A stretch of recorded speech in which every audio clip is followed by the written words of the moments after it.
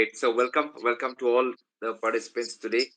So it's a Paytm Money Twitter space on Nifty at 17,600 and what to do next.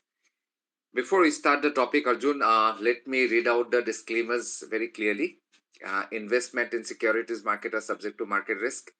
So read all the related documents carefully before investing. Representations are not indicative of future results.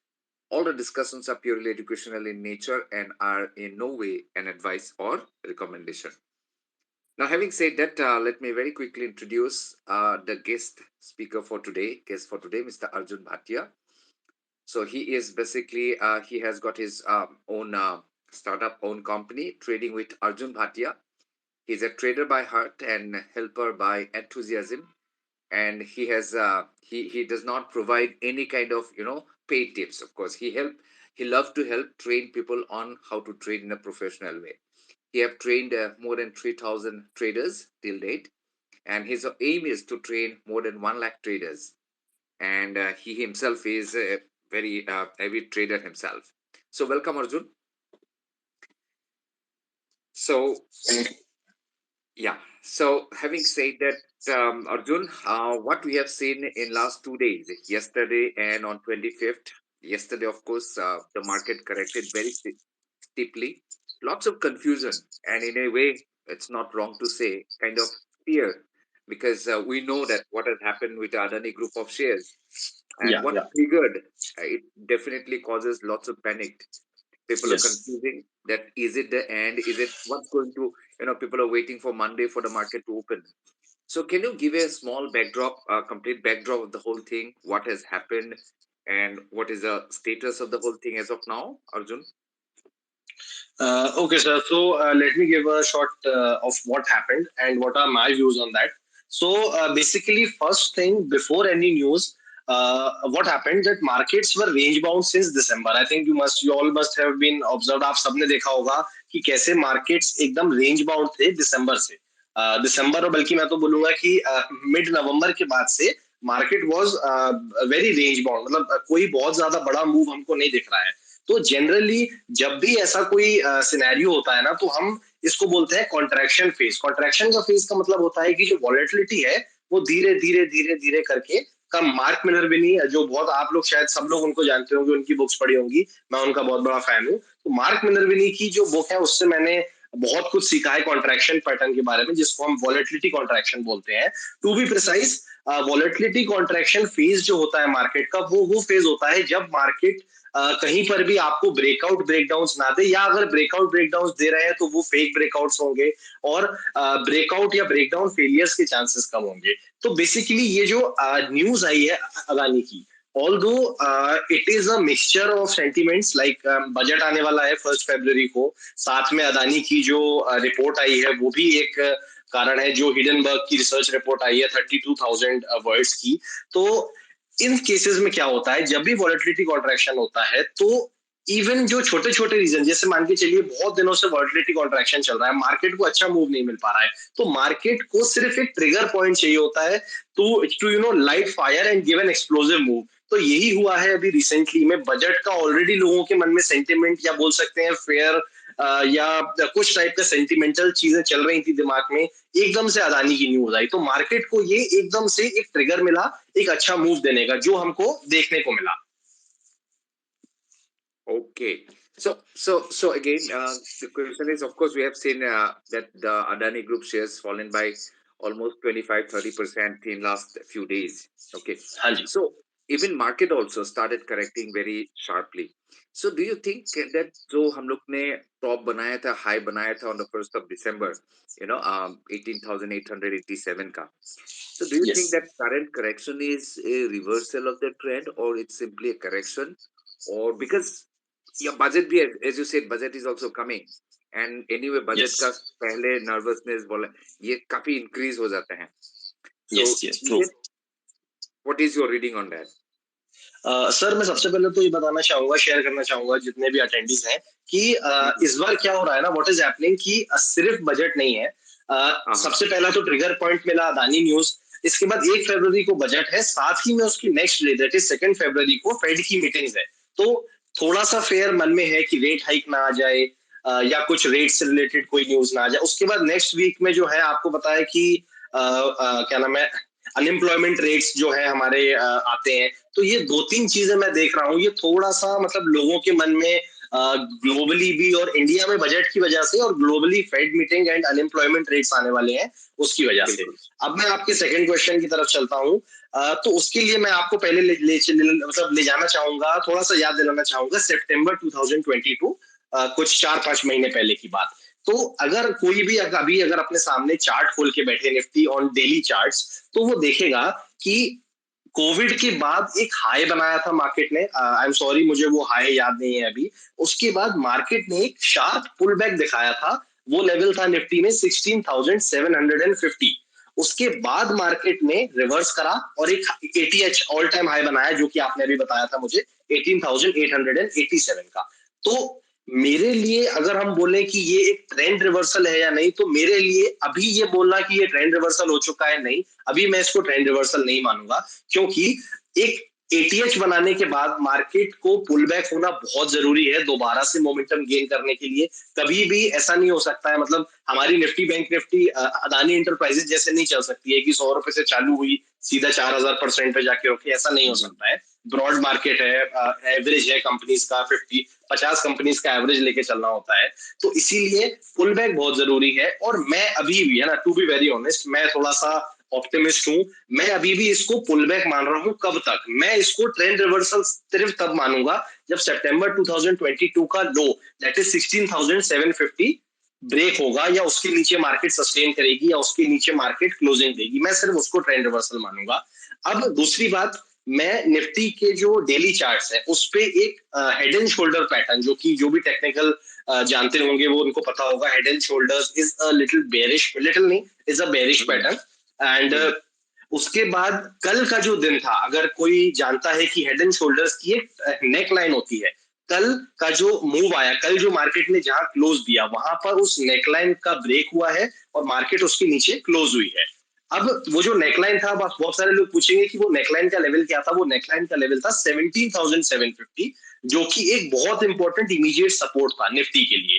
तो अब मैं आपको दूसरी चीज बताता हूँ कि कभी भी ऐसा कोई इवेंट होता है, कोई भी बजट हो या कोई भी फाइनेंस मिनिस्टर से रिलेटेड बहुत बड़ी कोई खबर हो या इकोनॉमिकल कोई खबर हो, इसके पहले जनरली ना थोड़ा सा ऑफलोडिंग सर हर बार आपको देखने को मिलेगा। अगर आप प्रीवियस कितने भी बजट में चले जाओ तो आपको थोड़ा सा ऑफलोडिंग मिलेगा। मैं उस ऑफलोडिंग को मतलब ये मेरा व्यू है, please don't quote me on that. मैं इस चीज को ना थोड़ा सा मानता हूँ कि वीक हैंड्स को जब मार्केट को निकालना होता है ना बाहर, तो थोड़ा सा ऑफलोडिंग है। लेकिन इस बार थोड़ा सा ऑफलोडिंग ज्यादा हो गया। क्यों? अदानी की वजह से, कि अदानी की रिपोर्ट बाई चांस इसी टाइम पे आई है जब बजट आने वाला है। तो मैं इसको अभी एक शेक ऑफ कंसिडर कर रहा हूँ। और दूसरी बात, if there is really a bad news coming, अगर सच में कोई बैड न्यूज आ रही है, मान के चलिए सबको पता है कि बजट में कुछ खराब आने वाला है और मार्केट उस वजह से गिर रहा है, तो ये तो फिर मतलब हर कोई, मतलब बच्चा बच्चा गेस कर सकता है कि अगर मार्केट गिर रहा है मतलब कि आगे कोई बुरी खबर आनी है। तो अगर सबको कोई, मतलब ये एक मतलब कोर्ट मैं बोल सकता हूँ, या हो सकता है मैंने कहीं पढ़ा हो, अगर सबको किसी बुरी खबर के के बारे में मालूम है, तो फिर वो असली में बुरी खबर है ही नहीं। वो ऑलरेडी बिल्कुल। बजट वाले दिन पे न्यूट्रलाइज हो जाएगी, अगर बजट की वजह से हो रही होगी। अगर और ज्यादा आगे कोई अदानी का और खतरनाक हमको कोई चीज देखने को मिल सकती है, I will not comment on that. But अगर बजट की वजह से ये थोड़ा सा एक्सटेंडेड फॉल मिला है, तो ये बजट वाले दिन डिस्काउंट हो जाएगा, फिर हमें उसके बाद सेलिंग देखने को नहीं मिलेगी सिर्फ। बट टू बी नोटेड, अगर ये बजट के फेयर की वजह से हो रहा होगा तब। करेक्ट। ओके। सो कहने का मतलब है कि आने वाले जो 2 दिन है, ट्रेडिंग डे है, Monday and Tuesday, yes right? Yes sir. So these are going to be a little bit tricky for Indian market, है ना? Very very true sir. And what is the next level support you are looking for Nifty, Arjun? आपको कहाँ पे लग रहा है कि यहाँ पे अच्छा खासा सपोर्ट मिल सकता है, जहाँ पे ट्रिपल? सर जी बिल्कुल। तो सर इसमें भी बहुत सारे लोगों का अलग अलग आंसर हो सकता है। मैं सिर्फ अपना जो मेरा टेक्निकल पैटर्न है उसके हिसाब से बता रहा हूँ। मैं जो नेक्स्ट बिल्कुल। लेवल, बहुत इंपॉर्टेंट लेवल जो देख रहा हूँ, वो है 17,400 का। ठीक है ना, नेक्स्ट लेवल चार्ट्स पर जो मुझको दिख रहे हैं। लेकिन मैं इतना भी बोल सकता हूँ कि अगर 17,400 का लेवल मार्केट नहीं बचा पाई, तो जो नेक्स्ट सपोर्ट मैं देख रहा हूँ वो 16,950 है, सेकंड सपोर्ट। एंड जो फाइनल सपोर्ट जो मैंने आपको बताया, सितंबर 2022 का लो, 16,750 का। तो ये 3 लेवल्स नोट डाउन कर सकते हैं। पहला 17,400, यहाँ से रिवर्सल के चांसेस हैं, और अगर ये सपोर्ट ब्रेक करता है तो नेक्स्ट मूव हमको मिलेगा 16,950, और 16,950 टूटेगा तो लास्ट सपोर्ट जहां से मैं ट्रेंड रिवर्सल मानूंगा वो होगा 16,750, सितंबर का लो। 16,750 मतलब जी करेक्ट। ओके, और एक चीज है बहुत, there's one more data that we need to take support, FNO yes data, yes open interest builder volatility. Yes. तो उस पॉइंट ऑफ व्यू से आप कुछ again can you enlighten us? Sir ये मैंने आपसे लास्ट स्पेस में भी मैंने आपसे बोला था कि मैं पर्सनली ओपन इंटरेस्ट जानता ही नहीं हूँ। मैं एफएनओ ट्रेडर हूँ, बट मेरा जो ट्रेडिंग का तरीका है उसमें ऑप्शन इंटरेस्ट नहीं आता है। रीजन बीइंग मैं मतलब देखिए सबका अपना अपना तरीका होता है। तो मेरे जो सिस्टम है ना, मैं इंडिकेटर बेस्ड ट्रेडिंग करता हूँ, सिस्टम ट्रेडर हूँ। तो मैं वेरी गुड, ओपन इंटरेस्ट को इतना ज्यादा मायने नहीं रखता हूँ। कूल। ओके, चलो ठीक है, ठीक है, ठीक है। नाउ अगेन फंडामेंटली कैसा लग रहा है, अगर कुछ numbers, how do you think at this point, is it too expensive? Again stocks have corrected, some stocks have corrected, क्या या लग रहा है fundamentally? Any stock that can be considered, any sectors that can be looked into for example, है ना? क्या हाँ क्या जी हाँ लग रहा है जी। आपको? Sure sir. तो देखिए फंडामेंटली की बात करें तो सबसे पहले तो मैं आपको बताऊंगा कि I am not a fundamental investor, but yes I can comment on कि फंडामेंटली मुझे क्या लग रहा है, मेरा क्या व्यू है। तो इस पे please don't quote me on that. सबका अपना अपना फंडामेंटल व्यू हो सकता है मुझे कोई चीज अगर स्ट्रेट लग रही है तो किसी और को वो और कोई पैटर्न लगे, तो सबका अपना अपना व्यू हो सकता है। तो फंडामेंटल की अगर बात करें, फंडामेंटल इन्वेस्टर का मतलब होता है, अगर आप मुझसे ट्रेडर की तरह पूछते तो शायद मेरा जवाब अलग होता, बट एक इन्वेस्टर जो होता है, इन्वेस्टर का मतलब ऑटोमेटिकली उसके नाम में इन्वेस्टर है तो उसके नाम में लग जाएगा लॉन्ग टर्म। बिकॉज इन्वेस्टमेंट कभी भी 2 दिन 4 दिन 5 दिन की नहीं होती। इफ इज एन इन्वेस्टर तो आपका व्यू जनरली 2 साल 5 साल 10 साल का होता है। तो मैं अपने देश को लेकर बहुत ऑप्टिमिस्ट हूँ, क्योंकि जो ग्रोथ हमारे प्राइम मिनिस्टर के अंडर हो रही है इंडिया की, जैसे कि मतलब इंडिया के अंदर भी और ग्लोबली भी, जैसे इंडिया की जो चीजें बढ़ रही हैं, इंडिया का फॉरेन के साथ रिलेशन बढ़ रहे हैं, और जितने हमारे इंडिया में प्रोजेक्ट्स हो रहे हैं, जैसे आप देखो आजकल रोड्स हो गए, हाईवेज हो गए, एजुकेशन पर बहुत ज्यादा फोकस हो रहा है, डेवलपमेंट इतना ज्यादा हो रहा है इंडिया में। छोटी छोटी सिटी, आपको मैं बताऊं, मैं छोटी सी सिटी झांसी में रहता हूँ। हमारे झांसी में कभी सोचा भी नहीं था कि मेट्रो आएगी। मेट्रो का काम स्टार्ट होने वाला है 2-3 मंथ्स में। तो सर इतनी छोटी छोटी सिटीज में जब काम हो रहा है तो डेफिनेटली अगर वो मतलब इसमें हम वो वाला पार्ट हटा देते हैं कि क्या रिपोर्ट है अदानी की, क्या होगा, वो हम फंडामेंटल वाली चीज में उसको नहीं ले सकते। तो मैं बहुत ऑप्टिमिस्ट हूँ।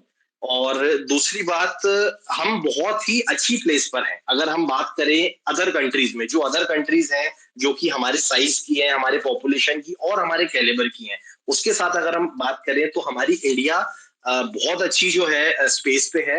अब फंडामेंटल में मुझे पता है कि बहुत सारे लोगों का थोड़ा सा आएगा कि आप फंडामेंटल्स में 2-4 पॉइंट ऐसे बता दीजिए कि अगर हमें फंडामेंटल देखना हो किसी भी कंपनी का तो वो क्या हो सकता है। तो मैं क्या है, देखिए मैं बहुत ज्यादा डिटेल में फंडामेंटल एनालिसिस नहीं करता हूँ। मैं सिर्फ एक क्विक 2-4-5 पॉइंट देखता हूँ किसी भी कंपनी में इन्वेस्ट करने से पहले। तो सबसे पहले तो है डिटेल्ड कंपनी रिसर्च। वो आपको कहीं पर भी मिल सकती है, मतलब बहुत सारे लोग डिटेल्ड कंपनी एनालिसिस करते हैं, वो आप चेक करिए। उसके बाद सेकंड चीज होता है price is to earning ratio.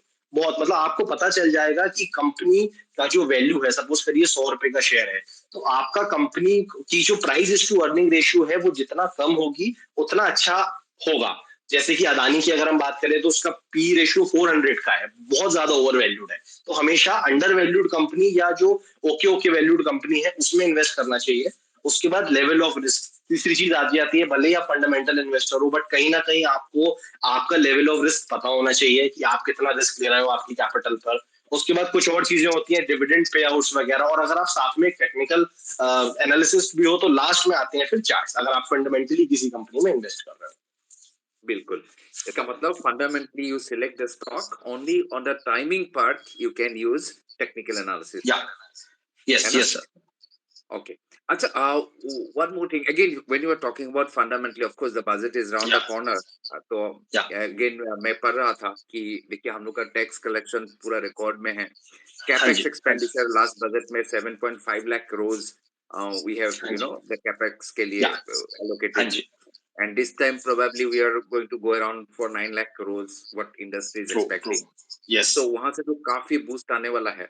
Even what experts are saying that अगर बिल्कुल न्यूट्रल सा बजट भी देते हैं ना, that is also good for the economy, that is also good for the market. हाँ जी, नो हैविंग सेड दैट, कल हम लोग ने बैंकिंग स्टॉक्स में भी काफी देखे हैं. एसबीआई, हाँ जी, एक्सिस काफी करेक्ट हुए हैं. सो हाँ जी, अगेन मैंने सुना हूँ कि अडानी का जो शेयर्स है, काफी सारा शेयर्स जी, प्लेज हुआ है इस बैंक्स में, जी, and it might take a snowballing effect if agar हाँ जी, stocks arrest nahi hue hain. So जी, ultimately banks are worried about NPAs and this kind of things. So how do you yes. think about the whole thing, banking sectors? How do you think, look at it? Sure sir. तो देखिए, मैं इसमें आपको बताऊं कि जब ये अदानी की रिपोर्ट आई उसके बाद मैंने बैंक से रिलेटेड, क्योंकि मैंने ये रिसर्च क्यों करी, क्योंकि सर देखिए मैं भी कहीं ना कहीं इन्वेस्टेड हूँ। मुझे भी डर है Hmm. कि अगर बाई चांस अदानी का डिफॉल्ट हुआ तो बहुत बड़ा ब्लंडर आएगा मार्केट में, तो मुझे खुद भी डर था। तो ये मैंने ना थोड़ा सा रिसर्च अपने लिए भी करा था, लेकिन उसमें मुझे ना थोड़ी सी बातें खुली।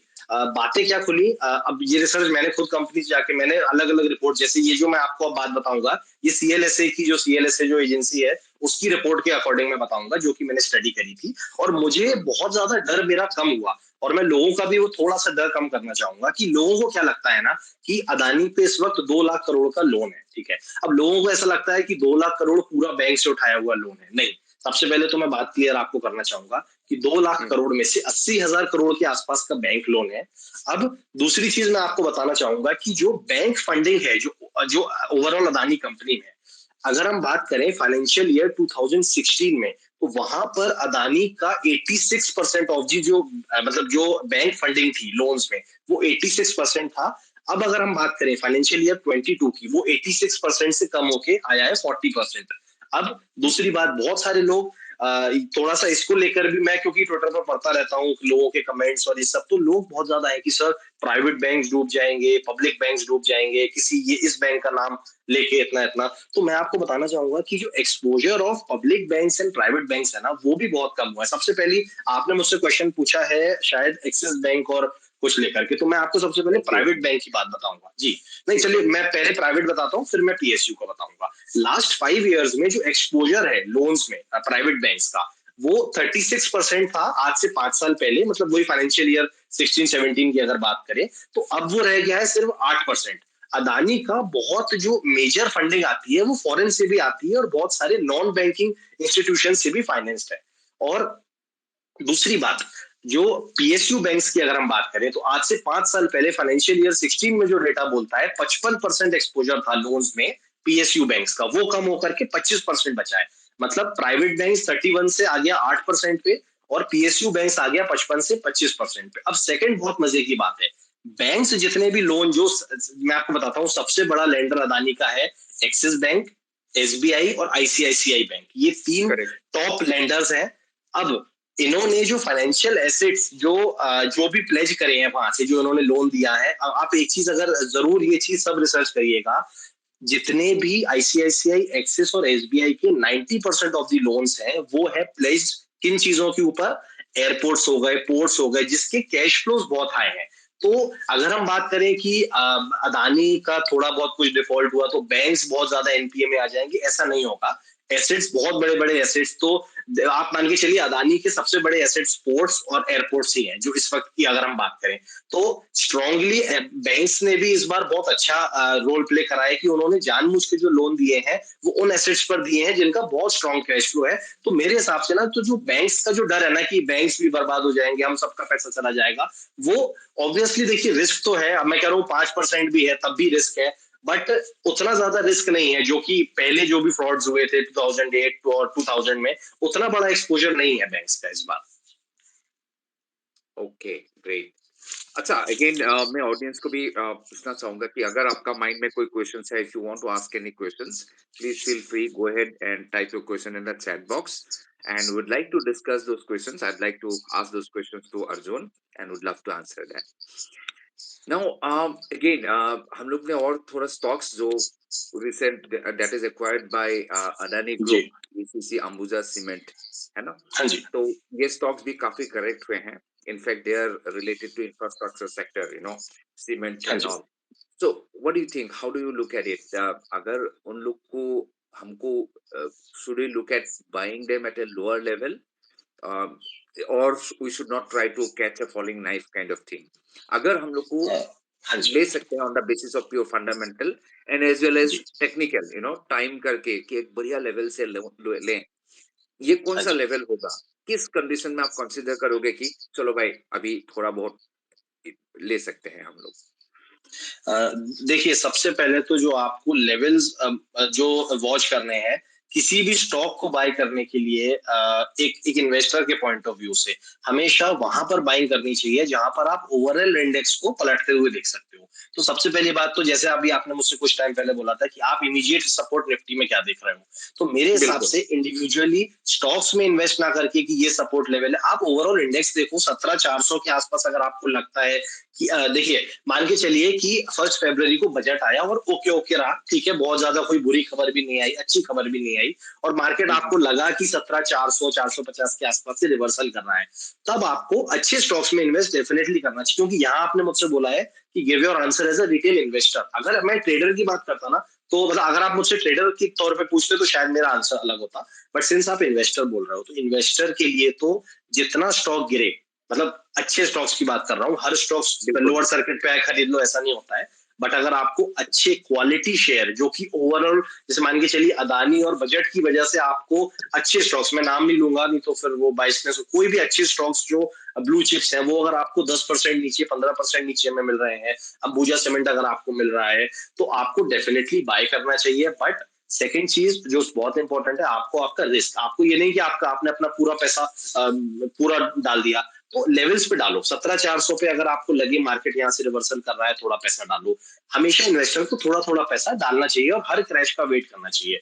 अभी सर आपको पता होगा कि कोविड में कितना बड़ा फॉल आया था, मतलब मार्केट ऑलमोस्ट 50% डाउन, उसके बाद अगले 3-4 महीने में वापस रिकवरी। तो उस वक्त बहुत सारे इन्वेस्टर जो हैं वो हाथ पे हाथ, मतलब मैं बहुत सारे, क्या मैं आपको खुद की बात बता रहा हूँ, मैंने 1 रुपए भी इन्वेस्ट नहीं करा था उस टाइम पर, डर की वजह से।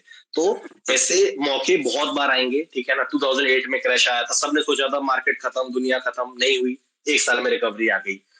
जितने भी आप अभी तक के जितने वर्स्ट से वर्स्ट क्रैश देके देख लो, चाहे वो .com क्रैश हो, चाहे वो अर्शद मेहता क्रैश हो, मार्केट साल महीना 6 महीने बाद आया, क्योंकि आप इन्वेस्टर हो, आप होल्ड कर सकते हो। अगर आप एक ट्रेडर होते एफ एंड ओ में, अगर आप एक ट्रेडर होते और आप एफ&ओ में पोजीशन लेके बैठे हुए हो कि मेरी तो एक्सपायरी है 15 दिन बाद, तो आप मुश्किल में आ सकते हो कि आपका पैसा जीरो हो गया, आपकी ऑप्शन कॉल पुट जीरो हो गई। बट अगर आप एक इन्वेस्टर हो तो धीरे धीरे हर सपोर्ट के पास, जहां आपको लगे मार्केट रिवर्सल है या आपका सपोर्ट जोन है, वहां थोड़ा थोड़ा पैसा जरूर डालना चाहिए। क्योंकि इन्वेस्टिंग अगर आपको मान के चलिए ऑल टाइम हाई से मार्केट 10% 15% नीचे चल रहा है और आपका गोल आज से 5 साल 10 साल बाद है, तो आपको घबराने की कोई बहुत ज्यादा जरूरत नहीं है।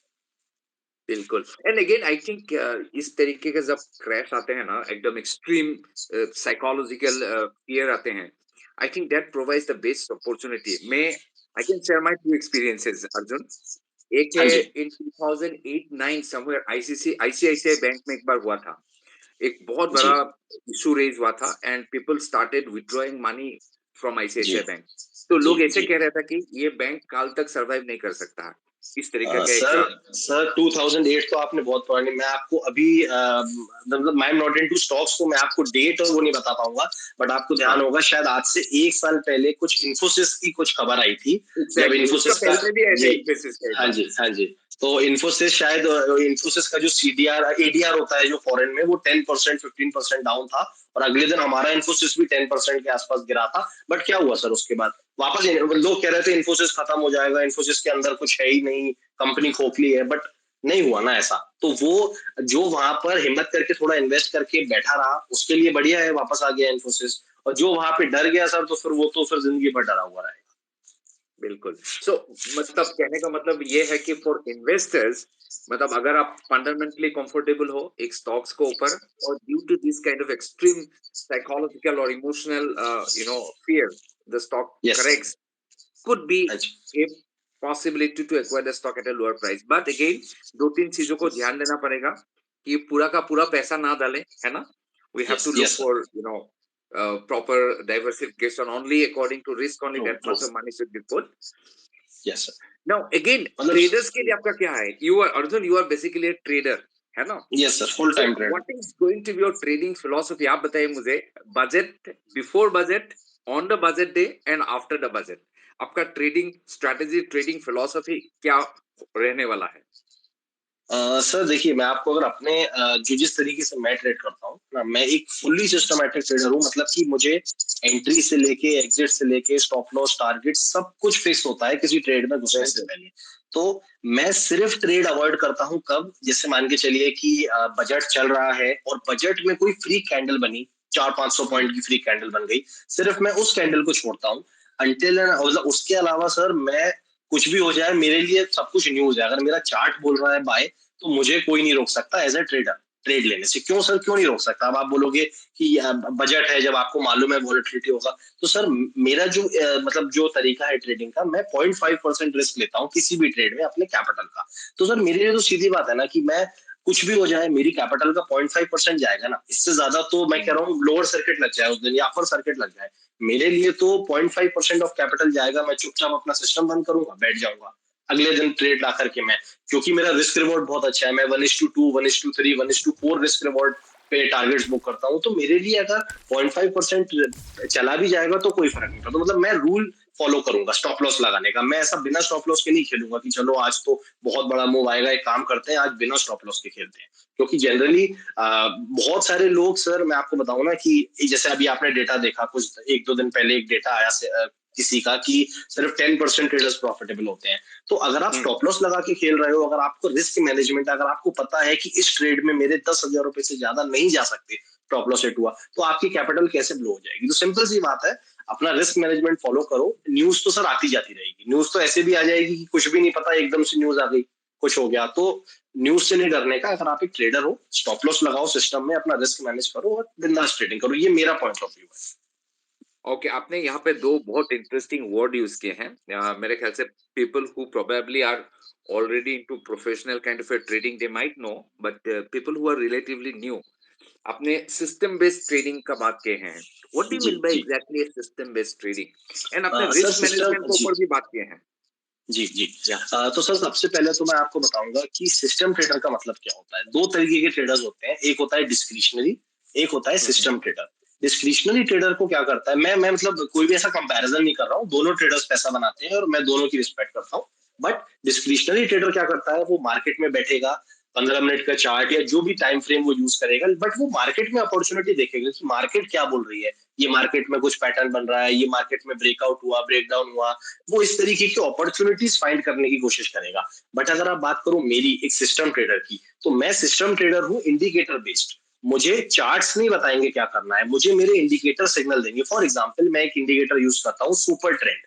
मान के चलिए हम्म। सुपर ट्रेंड जब रेड है 15 मिनट्स के टाइम फ्रेम पर बैंक निफ्टी में, तो मैं सिर्फ शॉर्ट ट्रेड लूंगा, ये रूल है। जब भी सुपर हम्म। ट्रेंड ग्रीन होगा, तो मैं सिर्फ बाय ट्रेड्स लूंगा, ये रूल है। इसके बाद मैं कुछ इंडिकेटर्स और यूज करता हूँ, मतलब सिर्फ सुपर ट्रेंड पे ट्रेडिंग नहीं करता हूँ, इसके साथ में कुछ इंडिकेटर्स हो गए, जैसे वीवैप हो गया या फिबोनाची पिवट पॉइंट्स हो गए। तो मेरे ना ये तीनों इंडिकेटर्स मिलके जब मुझे बाय बोलेंगे, तो मेरा सिस्टम बोलेगा अब यहाँ पर बाय। मैं सिर्फ तब ट्रेड लूंगा, भले ही मार्केट सपोर्ट पर खड़ी हुई है और मेरा सिस्टम बोल रहा है कि आप सेल ट्रेड लो, मैं वो ट्रेड लूंगा। अब एंट्री मालूम है, सिस्टम के रूल्स मेरे क्या है, मैं आपको एक मोटा मोटा बताता हूँ। 200 पॉइंट्स और candle range which ever is less, ये मेरा है स्टॉप लॉस का रूल। मेरा टारगेट का रूल है 1:2 या फिर उससे ऊपर जो भी मिले, ये मेरा वो है। मेरा एक ट्रेलिंग स्टॉप लॉस का रूल है कि हर 2 पॉइंट के मूव पर 1 पॉइंट ट्रेल करना है। जैसे आपकी 100 पॉइंट बैंक निफ्टी ऊपर गई, तो मैं 50 पॉइंट से स्टॉप लॉस ट्रेल कर दूंगा। तो हम इसको बोलते हैं सिस्टम ट्रेडिंग। जब आपको ना बैठ करके दिमाग नहीं लगाना कि ये सपोर्ट टूट गया चलो स्टॉप लॉस चाहिए, आपका सब कुछ पता है आपको। एक मतलब अगर आप, जैसे मैं आपको बताऊं, मैं खुद ट्रेडिंग नहीं करता हूँ, मेरे पास मेरे ऑफिस में 5-6 डीलर्स बैठते हैं जो मेरे ट्रेड्स पंच करते हैं। तो सिस्टम हम्म। ट्रेडिंग का मतलब ये है कि आप किसी को भी रूल बताओ तो वो आपके बेहाफ पर ट्रेडिंग कर सकता है, उसको हम बोलेंगे सिस्टम ट्रेडिंग। कि आपको बैठ करके लेवल्स नहीं फाइंड करने की, चलो कोई पैटर्न देखते हैं ये करते हैं, तो बस ये थोड़ा सा डिफरेंस होता है, इसको बोलते हैं हम सिस्टम ट्रेडिंग। अब मैं बोलता हूँ आपको रिस्क रिवॉर्ड के बारे में, आपने मुझसे बात करी, तो देखिए 90% ऑफ द न्यू ट्रेडर्स, उनको रिस्क रिवॉर्ड के बारे में नहीं पता होता है, और यही सबसे बड़ी खामी है मार्केट्स, जो कि कोई रिस्क रिवॉर्ड, मैं तो अपने मेंटरशिप प्रोग्राम में चिल्ला चिल्ला करके दिन रात रिस्क रिवॉर्ड के बारे में ही बात करता हूँ और रिस्क मैनेजमेंट के बारे में। रिस्क रिवॉर्ड का मतलब है कि आपने अगर एक ट्रेड में फॉर एग्जाम्पल 10,000 रुपए का स्टॉप लॉस लगाया कि स्टॉप लॉस हिट होगा तो आपको 10,000 का नुकसान होगा। इसके बदले में बहुत लोग करते हैं कि स्टॉप लॉस तो रखा 10,000 का, लेकिन उन्हें स्क्रीन पे 2,000 ही प्रॉफिट दिखा तो वो निकाल करके चुपचाप चले गए। अब उनको ये नहीं पता कि तुमने रिस्क तो लिया था 10,000 रुपए का, लेकिन तुमने उसके बदले प्रॉफिट लिया सिर्फ 2,000 रुपए का। अगर ऐसे ही चलता रहा, आप भगवान तो है नहीं कि आप 100 टाइम, अगर आप महीने में 30 ट्रेड लेंगे, 30 आपके टारगेट हिट होंगे। अब मान के चलिए अगले 2 दिन स्टॉप लॉस हिट हो गया, पहले दिन आपने 2,000 कमा लिए, आप बहुत खुश हैं कि अरे मैंने 2,000 कमाया। अगले दिन आपका स्टॉप लॉस हिट हुआ 10,000 का, उसके अगले दिन फिर स्टॉप लॉस हिट हुआ 10,000 का। मतलब पहले दिन 2,000 कमाए, अगले 2 दिन में 20,000 गवा दी। अब आप 18,000 के नेट लॉस में हो। अब चौथे दिन आपने ट्रेड लिया, अब आपने फिर से वही करा, 2-3 हजार प्रॉफिट पे निकल गए। तो आपका वो जो लॉस इकट्ठा हो गया ना, वो कभी पूरा ही नहीं हो पाएगा अगर आप 1:1, क्या 1:1 से नीचे का रिस्क रिवॉर्ड लोगे। तो सबसे पहली बात तो 1:2 से कम रिस्क रिवॉर्ड ट्रेड्स ही नहीं लेने।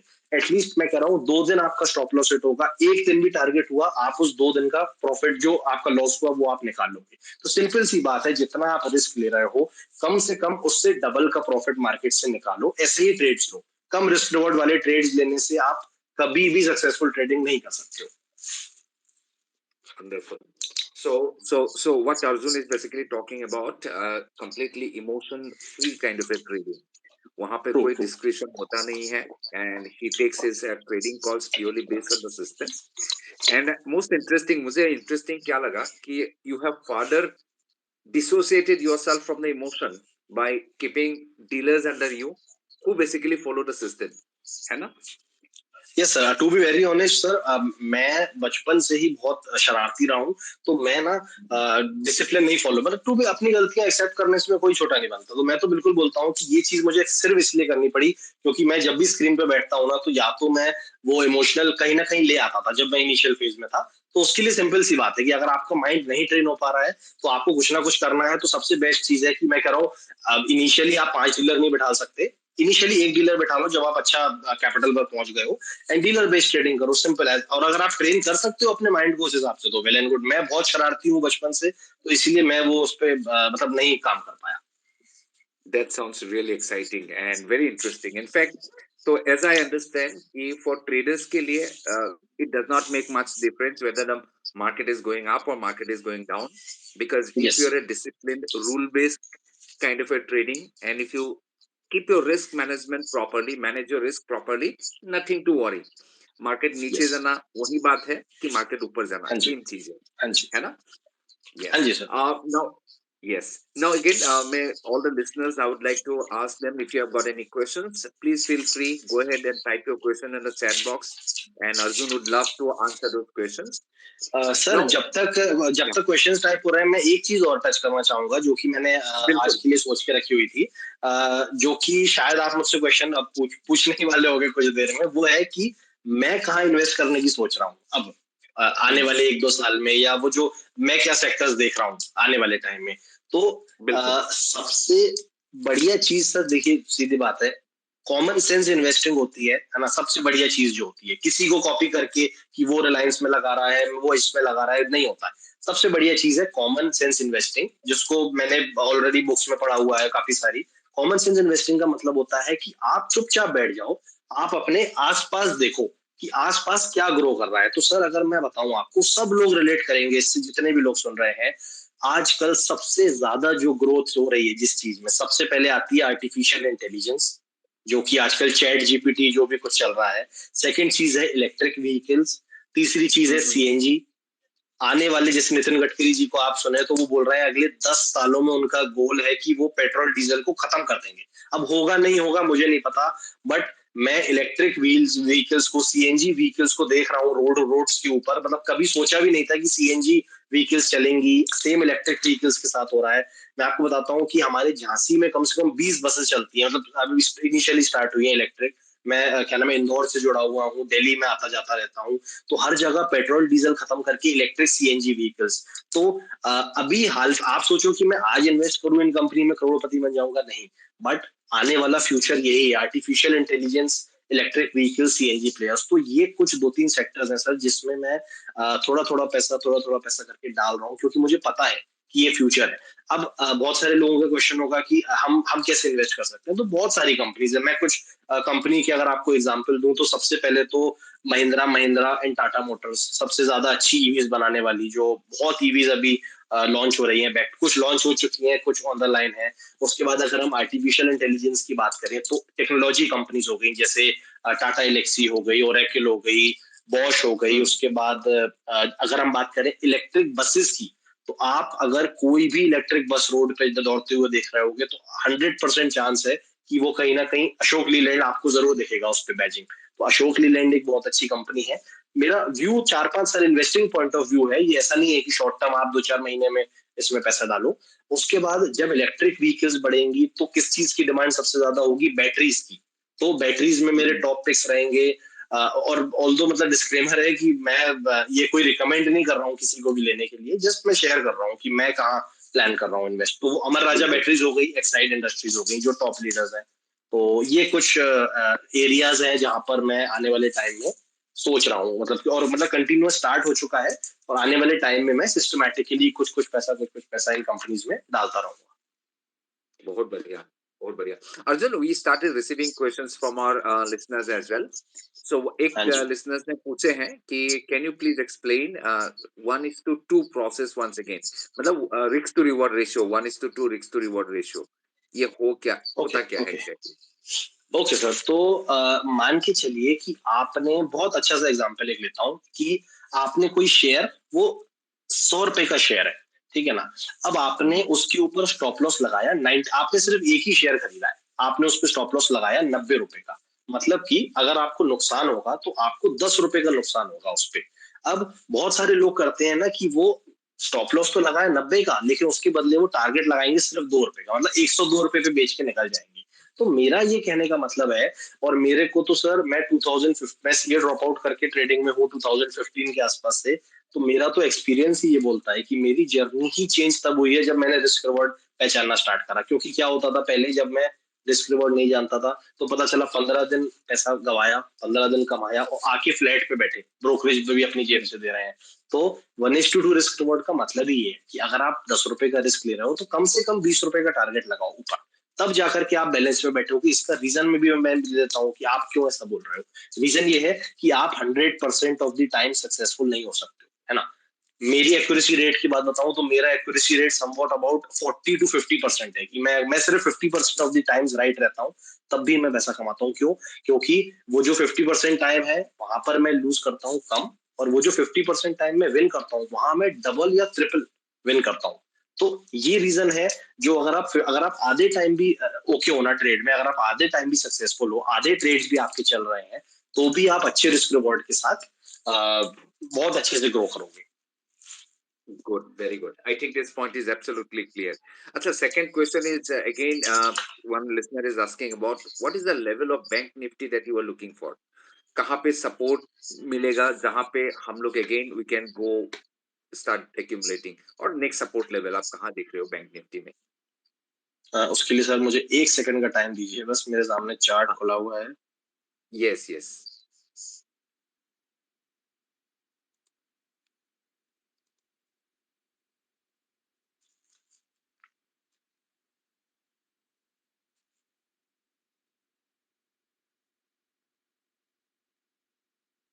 हाँ जी सर। तो देखिए बैंक निफ्टी का जो बहुत अच्छा सपोर्ट जो है वो 40,000 है। अब ये जो 40,000 होता है ना सर, ये जो ऐसे लेवल्स होते हैं ना जो सिस्टमैटिकली वाले होते हैं, 30,000, 35,000, 40,000, ये एक टेक्निकल सपोर्ट तो होते ही होते हैं। बट इसमें टेक्निकल सपोर्ट के साथ एक चीज है जो मुझे नहीं पता किसी ने सुनी होगी, मैं इस चीज में बहुत बिलीव करता हूँ, ये ना एक इमोशनल लेवल भी सपोर्ट होता है। कि बैंक निफ्टी एक जैसे होता है ना इवन ऑड वाला नंबर, की बैंक निफ्टी 40,000 तो नहीं तोड़ेगी यार, मतलब ऐसा 39,000 नहीं आएगी।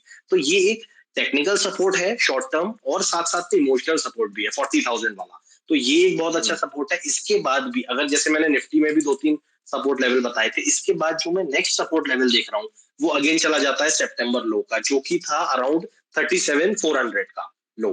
तो यस। इमीडिएट सपोर्ट की बात करें तो 40,000 है। उसके बाद मुझे डेली चार्ट्स में तो कोई सपोर्ट नहीं दिख रहा है। डेली चार्ट में उसके बाद मुझे डायरेक्टली जो सपोर्ट दिख रहा है नेक्स्ट, वो हमारा 30 सितंबर का लो था 37,386। तो लगभग ये 2700 पॉइंट की रेंज खुल जाएगी बैंक निफ्टी की, अगर बैंक निफ्टी 40,000 से नीचे आके एक आध दिन ट्रेड करके रुक गया, कंसोलिडेट कर गया, तो बैंक निफ्टी के लिए नीचे 27,000 पॉइंट्स की एक रेंज खुल जाएगी, जहां जाने की संभावना है, अगर फॉलो अप हमको मिलता है बजट के बाद सेलिंग का।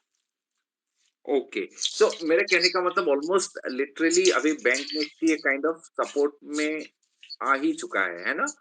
क्योंकि अभी 40,345 यस सर, है एंड बिल्कुल सर, जस्ट 300 300 पॉइंट पॉइंट बचा का है। नीचे हाँ है। जी। हाँ, बचा है। हाँ जी। तो literally okay, great.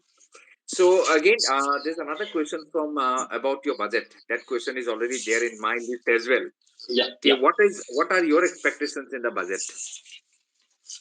Sir to be honest, मैं क्या मतलब ये मेरा ये व्यू थोड़ा सा डिफरेंट है इस बार, क्योंकि हाँ, जनरली ये बिल्कुल, जो go बजट ahead, है please. अब 2024 के जो इलेक्शंस आने वाले हैं, तो मेरा जनरली ये मानना है कि इलेक्शन से पहले थोड़ा सा ना बजट में कोई चीज खराब करना या कोई चीज ऐसी लेके आना जो कि सैलरीड इंसान की वजह से, अभी जो रूमर्स उड़ रहे हैं, लोग कह रहे हैं कि सैलरी पे टैक्स बढ़ जाएगा, कोई लोग कह रहे हैं सैलरी पे टैक्स कम हो जाए, कई लोग कह रहे हैं एलटीसीजी में कुछ मिलेगा, तो मेरे हिसाब से ये जो बजट है इसमें कुछ पेनफुल नहीं आने वाला।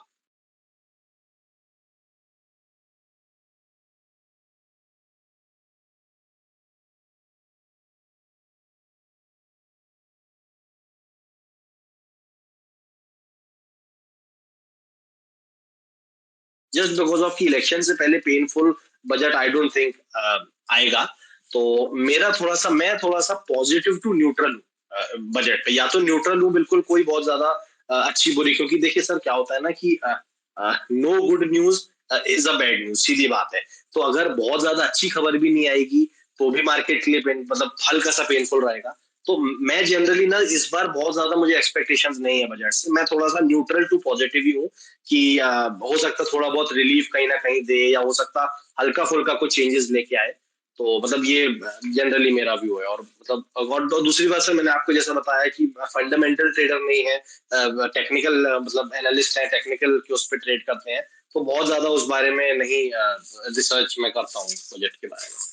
Okay, so as a technical being a technical trader, तो हाँ जी। It's purely driven by your system, तो वहां पे ट्रू ट्रू। सिस्टम जो कहेगा उसी तरीके से आपका ट्रेड फ्लो हाँ होगा, जी, है हाँ ना? जी, हाँ जी। हाँ ओके, जी सर, उसका ओके। रीजन भी मैं आपको बताता हूँ कि मैं क्यों नहीं बहुत ज्यादा फंडामेंटल। देखिए मैं एक टेक्निकल ट्रेडर हूँ, मैं सिस्टम बेस्ड ट्रेडर हूँ। अगर मैं बहुत ज्यादा दिमाग वहां पर एक सिस्टम ट्रेडर लगाएगा ना कि अरे बजट में तो ये पॉजिटिव हो सकता है, तो मैं उस दिन बैठ के ट्रेड नहीं ले पाऊंगा, या मैं अपने स्टाफ को रोक दूंगा कि भाई आज अपना बिल्कुल। सेल ट्रेड आ रहा है। बट वो सर होता है ना इमोशनल, वो हो जाता है, इमोशनल इंटरफेरेंस आ जाता है कहीं ना कहीं, तो इसीलिए भी थोड़ा सा अवॉइड करते हैं उस चीज को। अच्छा, देखिए Arjun, again I would like to dig a little bit down to your experience, क्योंकि आपने हाँ जी। जो ट्रेडिंग सिस्टम सेटअप किया है, आपने जो इंफ्रास्ट्रक्चर बनाए हैं, ऑब्वियसली हाँ वो जी। In a short period to नहीं बने हैं, बिकॉज यू हैव हाँ गॉन जी। Through your share of pain and pleasure, true and उसका ट्रू बाद ट्रू उसके सर। सीख लेके आपने आपका सिस्टम बनाए हैं। तो हाँ जी। आप क्या एडवाइस देना चाहोगे हम लोग का जो ट्रेडर्स है, particularly people who want to trade? आपका एडवाइस क्या होगा? क्योंकि देखिए आने वाले 4 2 3 दिन में मार्केट काफी वॉलेटाइल रहने वाले हैं, वेरी हाँ जी। उठ-पतंग होने वाला है ना? हाँ तो जी। हाँ जी। आपका हिसाब से, आपका एक्सपीरियंस है, आपका एडवाइस क्या होगा ट्रेडर्स को? सर मेरी सबसे पहली एडवाइस और सबसे इम्पोर्टेंट एडवाइस, मतलब ये एडवाइस अगर आप देखोगे तो सबसे ज्यादा लोग जो परेशान है ना आजकल, वो सर हुँ। दूसरों के प्रॉफिट्स देख के हैं। Fear of missing out, FOMO जो होता है। अगर हम सोशल मीडिया की बात करें तो सर सबसे ज्यादा, मैं ठीक है, मैं किसी के बारे में कुछ ऐसा नहीं बोल रहा हूँ कि वो कोई प्रॉफिट नहीं करता, ठीक है। लेकिन बात जानने की ये है कि अगर किसी ने 40 लाख 50 लाख कमाए हैं, तो आप उसका कैपिटल नहीं जान रहे हो। आप सिर्फ देख रहे हो कि वो बंदे ने 50 लाख कमाए, आपकी कैपिटल 1 लाख रुपए, हो सकता है उस बंदे की कैपिटल 50 करोड़ हो, और उसने अपनी कैपिटल का कुछ कुछ परसेंट बनाया हो, 2%, 5%, 10%। तो सबसे पहली चीज, आपको इन्फ्लुएंस नहीं होना है, आपको आपके दिमाग को ड्रिवन नहीं होने देना है किसी और के प्रॉफिट्स देख के। ना नेगेटिवली इन्फ्लुएंस हो ना पॉजिटिवली इन्फ्लुएंस हो, सीधी बात है। अगर आपको सच में देखना है ना किस बंदे ने क्या कमाया, तो उस बंदे का प्रॉफिट देखो, उस बंदे का कैलकुलेशन करो, जो आपको साथ में ये भी बताए कि ये मेरे कैपिटल का कितना परसेंट है। जैसे सर मैं अपनी बात करूं, तो मैं हमेशा की कोशिश करता हूँ कि मैं हर चीज बताऊं कि मैं ये जो अगर मैंने प्रॉफिट डाला है, तो किसी को देख के ऐसा ना लगे कि यार ये तो फोमो हो गया, इसने इतना पैसा। तो मैं बताता हूँ कि भाई मैंने 1% ऑफ कैपिटल कमाया, मेरे लिए 1% बड़ा अमाउंट है। हो सकता है अगर आपकी कैपिटल कम है तो आपको हमेशा परसेंट, जिस दिन आपने नंबर्स छोड़ दिए स्टॉक मार्केट में, नंबर्स मतलब आपको ये नहीं देखना सर, जैसे आज मैं अगर किसी से बोलूं, किसी रिटेल ट्रेडर की कैपिटल 1 लाख रुपए, और मैं उससे बोलूं कि तुम 1,000 रुपए कमाओ, सर वो कहेगा अरे मुझे नहीं कमाना सर 1,000 रुपए। बट 1% ऑफ कैपिटल कमाया उसने, वो इस चीज को नहीं ध्यान रखेगा, वो कहेगा अरे सर 1,000 रुपए से क्या जाता है, कुछ पता ही नहीं चलेगा 1,000 रुपए से। बट वो ये चीज नहीं देखता है कि अगर तुम कंसिस्टेंट रहोगे, आज तुम्हारी कैपिटल भले ही 1 लाख है, कल तुम्हारी कैपिटल 5 लाख, 10 लाख, 50 लाख, 1 करोड़ होगी, तब तुम जब 1% कमाओगे तो वो 1 लाख रुपए होगा एक दिन का, है ना। तो सबसे पहले तो आपको वो जो नंबर्स होते हैं ना, नंबर्स को छोड़ो, परसेंटेज में अपना, जैसे आप भी कोई ट्रेड कर रहे हो तो अपनी परफॉर्मेंस परसेंटेज उस पे करो। आप भले ही रिलायंस का एक शेयर लो 2,000 रुपए का, उस पर 20 रुपए कमाओ, अब आपको 20 रुपए लगेगा कि मैंने क्या ही कमाया एक शेयर पे। बट आप उसको परसेंटेज में कैलकुलेट करो कि मैंने अपनी कैपिटल का 1% कमाया। आज मेरी कैपिटल भले ही कम है, बट जब कल मैं अपनी कैपिटल बड़ी करूंगा, मेरा कैपिटल ग्रोथ होगा, तो मैं मेरे लिए तब वो 1% बहुत बड़ा नंबर होगा। तो ये बहुत चीज है। सेकंड चीज है सर रिस्क मैनेजमेंट। हमेशा कैलकुलेटेड रिस्क लो। स्टॉक मार्केट में पैसा कमाने से पहले आपको अपना कैपिटल बचा रहे उस चीज पे ध्यान देना है। मैं तो सीधी बात बोलता हूँ सर, आज मैं प्रॉफिट के बारे में सोचता ही नहीं। प्रॉफिट होगा नहीं होगा मुझे नहीं पता, बट मैं एक चीज जरूर मेक श्योर करता हूँ कि मेरा कैपिटल बचा रहे। अगर मेरा कैपिटल बचा रहेगा तो मैं कल भी ट्रेड कर लूंगा, परसों भी कर लूंगा, और पूरी लाइफ कभी स्टॉक मार्केट बंद नहीं होने वाला, कितना भी बड़ा कोई भी स्कैंडल क्यों ना एक्सपोज हो जाए, स्टॉक मार्केट हमेशा चलता रहेगा। तो अगर मेरी कैपिटल बची रहेगी तो मैं जिंदगी भर ट्रेड कर लूंगा। अगर मैं सोचूं 2 4 5 ट्रेड में कैपिटल उड़ा दूंगा तो फिर बात ही क्या है। तो capital preservation is the first step, है ना। प्रॉफिट्स विल ऑटोमेटिकली फॉलो, सीधी बात है। मैं अपने मेंटरशिप में कोड लिखता हूँ कि you just have to focus on protecting your capital, profits will automatically follow. जब आप अपना कैपिटल ही नहीं जाने दोगे तो प्रॉफिट तो आएगा ही ना, सीधी सी बात है सर। तो ये कुछ 2 3 चीजें हैं। रिस्क रिवॉर्ड में ऑलरेडी डिस्कस कर चुका हूँ, वो थर्ड पॉइंट हो जाएगा। तो ये तीनों चीजें जिसने गांठ बांध ली तो वो 100%, मैं एक गारंटी दे सकता हूँ, पैसा बनाए ना बनाए वो नहीं पता, लेकिन वो अपना कैपिटल ब्लो नहीं करेगा, जो कि सबसे important Very good, fantastic. So, if I can sum up, key don't try to gamble in the market, don't है। try to trade emotionally. कि अगर कुछ भी लग रहा है कि प्राइस ऊपर जा रहा है, इमोशनली इन्फ्लुएंस होके यहाँ पर ट्रेड ना करे, rather you need to have a very discipline approach, है ना। एंड हाँ जी, the basis foundation of your trading is, you said, risk management and a rule based trading and a हाँ system जी, based trading, है ना। बिल्कुल Okay, हाँ जी, now coming towards the end of this program, now of course लोग बहुत nervous है, but again हम हाँ लोग जी, ये भी एक जानते हैं कि whenever there is some kind of news, this kind of things happens in the market, उसका बाद हम लोग देखते हैं कि जब things changes, it हाँ जी, rewards exceptionally, है ना। हाँ जी, तो as a whole, as a investor, now ये मैं पूछूंगा आपको इन्वेस्टर का नजरिए से दिस जी, क्वेश्चन। जी, तो एक इन्वेस्टर्स को अभी क्या अप्रोच लेना चाहिए नेक्स्ट अगले एक हफ्ते के लिए, क्या अप्रोच होना चाहिए, keeping in to mind that Hindenburg का ये रिपोर्ट आ गया, अडानी का ये इशू हाँ आ जी, गया, हाँ जी, बजट आ रहा है, फेड का रेट का ये आने वाला है, जी, ये सबको लेके आने वाले एक हफ्ते में एक इन्वेस्टर्स को अगर लॉन्ग टर्म के लिए एक साल के लिए किसी को स्टॉक्स लेना है, तो जी। What should be his approach.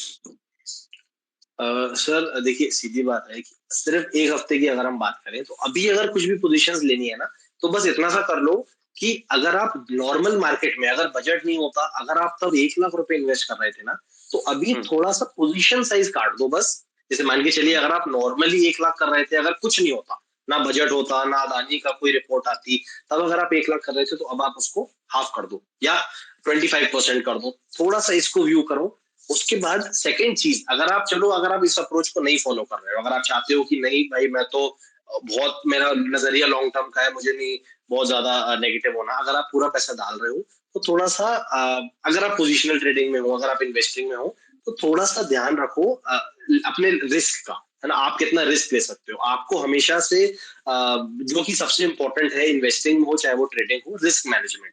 तो ये कुछ चीजें हैं जैसे मैंने आपको बताया, पोजीशन साइजिंग कट कर दो सिर्फ एक हफ्ते के लिए। उसके बाद देखिए, पैसा तो आपका पड़ा है ना, ऐसा तो है नहीं ना कि बजट पे अपर सर्किट लग जाएगा और आप ले नहीं पाओगे स्टॉक्स, ऐसा तो नहीं होने वाला ना, इतना तो 100% श्योर है।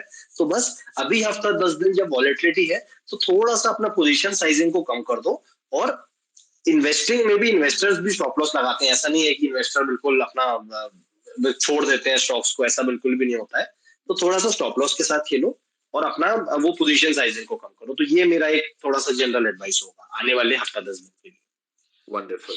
एंड अगेन म्यूचुअल फंड जो इन्वेस्टर्स हैं उन लोग के लिए के तो कोई प्रॉब्लम का बात ही नहीं है। They should continue their SIPs, है ना Arjun? They should continue their SIPs. अगर हाँ कोई जी, म्यूचुअल फंड में कोई स्कीम में इन्वेस्ट हाँ कर जी, रहा है तो nothing to worry about. Even they are going to get their more units at hundred a lower price. Hundred percent that is going hundred to be percent better. Sir, because mutual funds कभी भी सिर्फ एक companies पे dependent नहीं होते हैं। They are generally a group of companies. तो सिर्फ अगर एक एक कंपनी के बारे में कोई बुरी खबर आ रही है तो इसका मतलब ये नहीं है कि पूरी स्टॉक मार्केट बंद हो जाएगी या कुछ हो जाएगा। ऐसा नहीं होने वाला। एंड अभी जो रिपोर्ट आई है उसके बारे में भी कोई इतना ज्यादा कुछ अभी नहीं, हम जब तक आने वाले कुछ दिनों में हम नहीं देखते तो हम इतना ज्यादा नहीं बोल सकते कि अभी उसके बारे में भी कुछ बहुत ज्यादा खराब होगा। तो जनरली जो भी है, मतलब अगर आपका पोजीशन साइजिंग ओके है तो आपको घबराने की जरूरत नहीं है म्यूचुअल फंड्स में।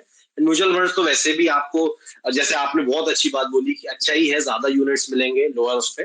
तो ये तो मतलब अच्छा मौके की बात होती है म्यूचुअल फंड्स में तो। Exactly. So with that, I think we had a wonderful discussion with Arjun Bhatia, and we talked about trading. And most importantly, what he said is that कि ट्रेडर्स के लिए तो कोई प्रॉब्लम है ही नहीं। अगर आप डिसिप्लिन ट्रेडर हो, रूल बेस्ड ट्रेडर हो, आप रिस्क मैनेजमेंट फॉलो करते हो, आपके लिए कोई इशू है ही नहीं। मार्केट ऊपर जावे नीचे जावे कोई फर्क नहीं पड़ता। And as an investor, again you have to stocks that you have in mind, और फंडामेंटली जो बढ़िया बढ़िया स्टॉक्स है उनको लेवल देख के वहां पे भी रिस्क मैनेजमेंट फॉलो करके you can think of taking it. And when it comes to mutual funds, कोई इशू है ही नहीं। Continue your SIPs as usual. So market में वोलेटिलिटी आएगा, मार्केट में वोलेटिलिटी चले जाएगा, and in the long term wealth creation will keep on happening, है ना अर्जुन? हाँ जी सर, मैं एक चीज और बस ऐड करूंगा, लास्ट एक चीज से क्लोज करना चाहूंगा इसको, कि मेरा एक ना बिल्कुल। जनरली इन्वेस्टिंग पे या जो भी मैं निफ्टी बीज, मैं जनरली स्टॉक से ज्यादा निफ्टी बीज वगैरह, लिक्विड बीज और जूनियर बीज में बहुत इन्वेस्ट करता हूँ। तो मेरा एक छोटा सा रूल है इन्वेस्टिंग का, कि इन्वेस्टिंग करो आप, ठीक है। जैसे मान के चलिए ये अदानी का न्यूज आया, तो इन्वेस्टिंग तब तक करो, ठीक है ना, जब तक आपको ये ना पता चल जाए कि पूरी दुनिया बर्बाद हो रही है। अगर मान के चलिए आप, इतनी बड़ी कंपनी है कोई भी, कि इतना बड़ा कोई मतलब ब्लैक इवेंट आ जाएगा कि पूरी इंडिया बर्बाद होगी, तो सीधी सी बात है ना, तब तक इन्वेस्टिंग करो जब तक आपको ये ना पता हो कि अब मेरे साथ पूरी दुनिया बर्बाद हो जाएगी। सीधी बात है। तो मेरा तो सिंपल सा व्यू है इन्वेस्टिंग पर। अब ये ट्रेडिंग में नहीं है ये चीज, ट्रेडिंग में तो स्टॉप लॉस से तो बाहर होना है। बट इन्वेस्टिंग में मैं तब तक पैसा नहीं निकालूंगा जब तक मुझे ये नहीं पता लग जाएगा कि अगर मैं बर्बाद होऊंगा तो पूरी दुनिया भी बर्बाद होगी। मतलब बर्बाद इन द सेंस कि कोई इतना बड़ा इवेंट आ जाएगा कि मतलब पूरी वर्ल्ड की स्टॉक मार्केट रुक जाएगी, ऐसा कुछ इवेंट है, तो तब तक तो मैं एग्जैक्टली। बिंदास इन्वेस्ट करूंगा। Wonderful, wonderful. And I would like to thank all our listeners. Arjun, thank you as well for sparing your time, spending your time with us. And it's a wonderful discussing with you. So thank you with so that, much. I'd like to जी thank you Neeraj sir, and thank you Paytm Money for inviting me for the wonderful Twitter space. बहुत मजा आया आप लोगों के साथ space करके। thank you so much, guys. Bye bye.